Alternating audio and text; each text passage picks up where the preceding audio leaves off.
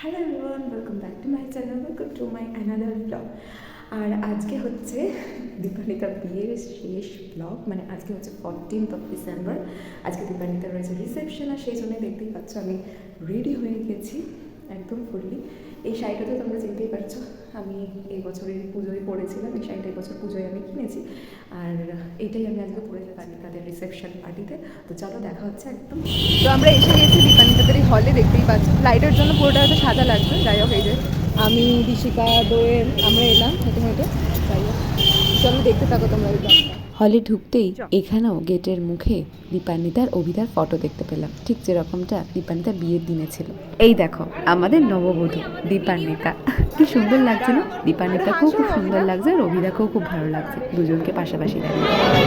দীপান্বিতা বল কিছু, আজকে তো রিসেপশন, বল কিছু, তোর রিসেপশন বল কিছু। তো কেমন লাগছে বল, বিয়ের থেকে আজকের দিনটা কিরকম লাগছে? বিয়ের থেকে আজকের দিনটা কিরকম লাগছে? সেদিন তো অনেক রিচুয়াল, প্রচুর প্রেশার ছিল, কিন্তু আজকে আমার একটু হালকা আছে। তাও প্রেশার অনেক আছে, এই যে অনেক দেখতেই পাচ্ছেন অনেক লোক, কিন্তু আজকে থেকে অনেক ভালো লাগছে। হ্যাঁ বিয়ের থেকে আজকে একটু স্ট্রেস লাগছে। ভালো থাকলে ওদের সাথে দেখা করে নেওয়ার পরে প্রথমেই আমরা কিনি ফুচকা, তারপরে ভেজ বল। এখন আমরা এই বারান্দায় আছি, এখানে ফটো টটো তুলতে এসেছি।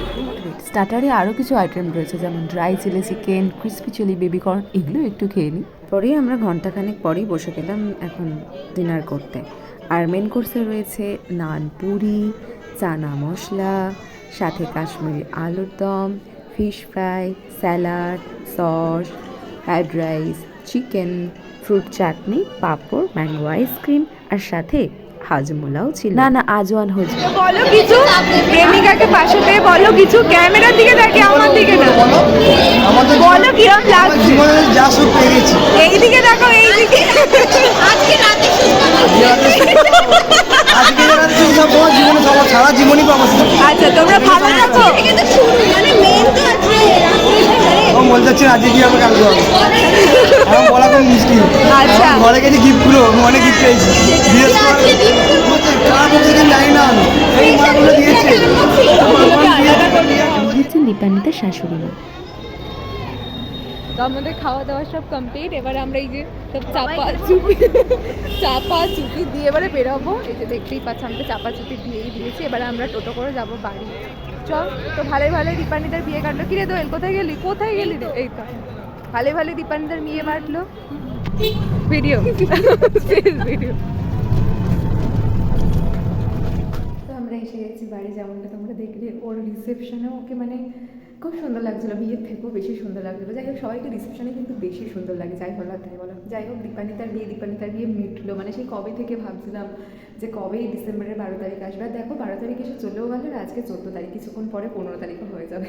তো যাই হোক, সব মিলিয়ে দীপান্বিতার বিয়েটা আমরা খুব ভালো করে এনজয় করেছি।